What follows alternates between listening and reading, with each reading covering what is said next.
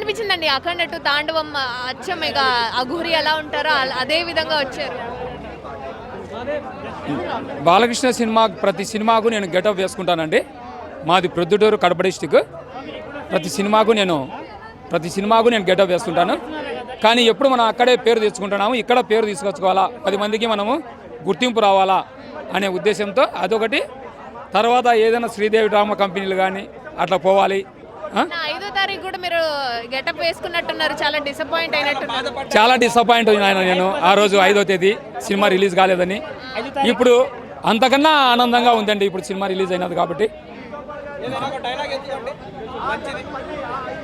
ఏ sound కి నవ్వుతాడు, ఏ sound కి నవ్వుతాడు నాకే తెలియదు, ఊహించాడు. అందాగా भी नहीं है तुझको, అది నా मैं क्या साउंड पे मारूंगा, क्या साउंड पे नहीं मारूंगा. एक मिनट जय बालయ్య. ఏ సౌండ్కు నవ్వుతానో ఏ సౌండ్ నరుకుతానో నాకే తెలియదు కొడక. ఊహించాడు. ఊహ కూడా అందదు. జై బాలయ్య. ఒకసారి జై బాలయ్య అనండి. జై బాలయ్య. రగడి రివ్యూస్ ఆల్రెడీ చాలా కౌంటర్లు ఇచ్చారు ఆయనకి, అయినా సరే మానట్లేదు, ఎవరేం చేయలేరు.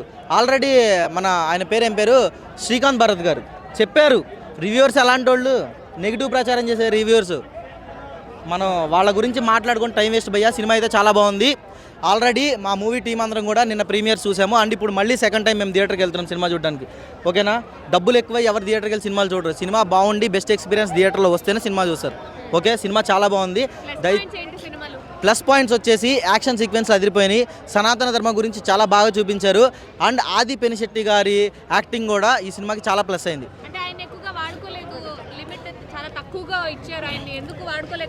ఆయన వన్ ఆఫ్ ద యాంటీ అనమాట, వన్ ఆఫ్ ద విలన్ ఆయన. ఓకే, మెయిన్ కాదు, బట్ ఏంటంటే ఆయనకి ఇచ్చిన బ్యాక్గ్రౌండ్ మ్యూజిక్ అండి, తమన్ గారు రెచ్చిపోయి కొట్టారు నిజంగా. ఆది పెనిశెట్టి గారు ఎంటర్ అయినప్పుడల్లా ఒక సపరేట్ బ్యాక్గ్రౌండ్ స్కోర్ చాలా బాగా నచ్చింది మూవీ మొత్తం మీద. అండ్ బాలయ్య బాబు గారికి ఇచ్చిన బ్యాక్గ్రౌండ్ స్కోర్ గురించి మనం ఆల్రెడీ ప్రీవియస్ చూసామన్నమాట. ఓకే, వన్ థింగ్ ఏంటంటే ఓజీలో చూసాం తమన్ గారిని, కొండిదల తమన్ గారిని, ఇప్పుడు మళ్ళీ నందమూరి తమన్ గారు బ్యాక్ అనమాట. అఖండ లెజెండ్ ఒకటేంటి, బాలయ్య బాబు పర్ఫార్మెన్స్ గురించి చెప్పుకోవాలంటే మనకు రోజులు సరిపోవండి. సంయుక్త మీనన్ని ఊరిని ఆ సాంగ్కు మాత్రమే ఉంచారా, లేదంటే సినిమాలో ఏమైనా రోల్ ఉందా? సినిమాలో ఆమెది ఒక చిన్న రోల్ అండి, అంటే ఒక గ్లామర్ రోల్ అనమాట. సో అంటే వాంటెడ్లీ తెచ్చిపెట్టినట్టు కాదు, అంటే ఆ టైంకి ఆమె అక్కడ అవసరం కాబట్టి తీసుకొచ్చి పెట్టారు, వర్తే. బట్ ఏంటంటే ఒక లెంతీ క్యారెక్టర్ అయితే కాదు, బట్ ఆమె ఉన్న కొంచెం సేపు అయినా సరే మంచిగా చూసే ప్రతి ఒక్కరికి ఎలాంటి ఇబ్బంది లేకుండా ఆమె రోల్ బాగానే ఉంది. సో ఎవరు మీకు బెటర్ అనిపించారు? బాలయ్య గారు, ఎన్టీ రామారావు గారు, చిరంజీవి గారు, ఇలా ప్రతి ఒక్కరు శివుడి రూపాన్ని పోషించారు కదా, ఎవరు బెటర్ అనిపించారు? నాకైతే శివుడి రూపంలో మంజునాథ సినిమాలో చిరంజీవి గారండి. ఇప్పటికీ ఆ సినిమా నేను ఓన్లీ చిరంజీవి గారిని చూడడానికి ఒక 100 సార్లు చూసుంటాను. అలా అని చెప్పి బాలయ్య బాబుని తక్కువ చేయట్లేదు. పర్ఫార్మెన్స్ వైజ్ బాలయ్య బాబు గారు శివతాండవం మామూలుగా థియేటర్లో వేరే లెవెల్లో ఉంది, నిజం చెప్తున్నా. ఆ ఇంటర్వెల్ బ్యాంగ్ ఒకటి, క్లైమాక్స్ ఒకటి చాలు భయ్యా, మనం పెట్టిన డబ్బులకి వర్త్. ఓకే, మొన్నటిదాకా గొడవ చేశారు, టికెట్లు పెంచేశారని.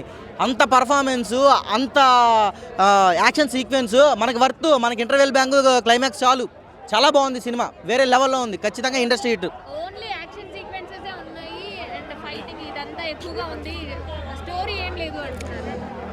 ఇదే నెగిటివ్ ప్రచారం. నేను వాళ్ళకి చెప్పేది ఒకటే, వచ్చి సినిమా చూసి మాట్లాడండి భయ్యా. దయచేసి ఎన్నో సంవత్సరాలు కష్టపడి ఒక సినిమా చేసినప్పుడు ఎందుకు నెగిటివ్ ప్రచారాలు చేస్తున్నారు? సినిమాకి వచ్చి థియేటర్లో సినిమా చూసిన తర్వాత మీరు రివ్యూలు ఇవ్వండి. ఓకేనా, తమన్ మ్యూజిక్ బాగుంది, బాలయ్య బాబు యాక్షన్ బాగుంది, సనాతన ధర్మం గురించి బోయపాటి గారు ప్రదర్శించిన డైలాగ్స్ బాగున్నాయి, ఎవ్రీథింగ్ మూవీలో ప్రతి ఒక్కటి చాలా బాగుంది. స్టోరీ పికప్ అవడానికి కొంచెం టైం పడుతుంది, దాన్ని పట్టుకొని లేకంటే ఎవడేం చేయలేడు. సినిమా మాత్రం అయితే వేరే లెవెల్ అన్న. ఇలాంటి సినిమా బాలయ్య గారు తీసినందుకైతే ఆయన యాక్టింగ్కి అయితే నేనైతే ఫిదా అయ్యాను. నాకు ఇష్టమైన స్వీటు కలకండ, ఇప్పుడే చూశాను అఖండ 2. సినిమా మాత్రం అయితే ఇందులో ప్రతి ఒక్క సీన్ మాత్రం scene to scene, first half ఒక 20-15 మినిట్స్ కొద్దిగా లాగ్ అనిపించింది. తర్వాత పెద్ద బాలయ్య అంటే ఆ సినిమాలో బాలయ్య వాళ్ళ తండ్రి ఎంట్రీ అయినప్పుడు, అంటే అన్నదమ్ములు ఉంటారు, పెద్ద అయిన ఎంట్రీ అయినాక మాత్రం అయితే అసలు ఆ సినిమా మాత్రం అయితే ఒక హైలైట్. అసలు ఆ సినిమాలో ఆ స్టోరీస్ కానీ ఆ ఎఫెక్ట్స్ కానీ చాలా బాగుంది. ప్రపంచంలో ఏ దేశం వెళ్ళినా మీకు కనిపించేది ఒక మతం, ఈ దేశంలో కనిపించేది ధర్మం, సనాతన హైందవ ధర్మం. అసలు ఈ సినిమా చెప్తున్నా కదా, కాషాయం ధరించిన ఆ దేశం చూడు, త్రిశూలం పట్టిన దైవం చూడు అనే డైలాగ్స్, ప్రతి ఒక్క డైలాగ్ డైలాగ్ టు డైలాగ్ చాలా అంటే చాలా బాగుంది. ఇలాంటి సినిమా మాత్రం అయితే ఒక హిందువు, ఒక దేవుడు లేడు అనేవాడు మాత్రం అయితే ఈ సినిమా ఖచ్చితంగా చూడాలి. తమన్ గారి మ్యూజిక్ ఎలా అనిపించింది? తమన్ గారి మ్యూజిక్ అంటే అసలు తమన్ గారే కొట్టిన ఈ మ్యూజిక్ అర్థం కావట్లేదు. అంటే తమన్ గారి లోపల శివుడు ప్రత్యక్షమయ్యా మ్యూజిక్ కొట్టిందా, అంత బాగుంది అసలు. నిజంగా చెప్తున్నా కదా, ఒక మేఘాలయాలంటే మన అసలు ఆ సినిమా జమ్మూ కాశ్మీర్ చేసినట్టుంటారు. సూపర్ అసలు చెప్తున్నా కదా, చాలా అంటే చాలా బాగుంది సినిమా. రేటింగ్ ఎంత ఇస్తారు? రేటింగ్ అయితే నేను 10కి ఇస్తానన్న. చాలా బాగుంది మూవీ, ఎక్సలెంట్ అసలు, సూపర్ హిట్, వేరే లెవెల్. బాగున్నాయి అందరికీ. భయ్యా మూవీ గురించి కొత్తగా ఏం ఎక్స్ప్లెయిన్ చేయలేము. ఫ్యామిలీ ఓరియంటెడ్ మూవీ, మాస్ కావచ్చు, క్లాస్ కావచ్చు, ఎలాంటి ఫ్యాన్స్ అయినా సరే వచ్చి చూడండి. ఫేక్ రివ్యూస్ నమ్మకండి. అందరూ ఒకసారి జై బాలయ్య అనండి. ఖచ్చితంగా మూవీ డెఫినెట్ గా చూడాల్సిన మూవీ. మదర్ సెంటిమెంట్ ఎలా అనిపించింది?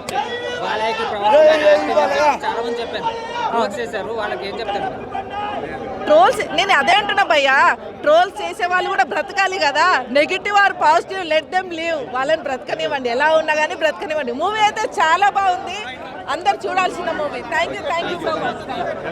మాటలు రావు, కేవలం ఫైటింగ్ సీన్స్ ఎక్కువ అయ్యాయి అని అంటున్న ట్రోలర్స్ ఏం చెప్తారు? ఫైటింగ్ సీన్సే ఎక్కువ అయ్యాయి అంటే నీ ఇంటి మీదకో లేకపోతే నీకు తెలిసిన వాళ్ళ మీదకో నలుగురు దాడికి వస్తే, నలుగురు కొట్టడానికి వస్తే నువ్వు కొట్టకుండా నిల్చో, అప్పుడు చూస్తా. అదే ఉంది సినిమాలో.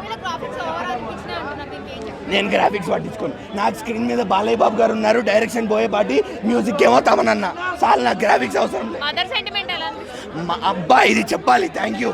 నేను ఫస్ట్ టైం బోయపాటి గారి సినిమాలో ఏడుస్తానని నేను ఎప్పుడు అనుకోలేదు.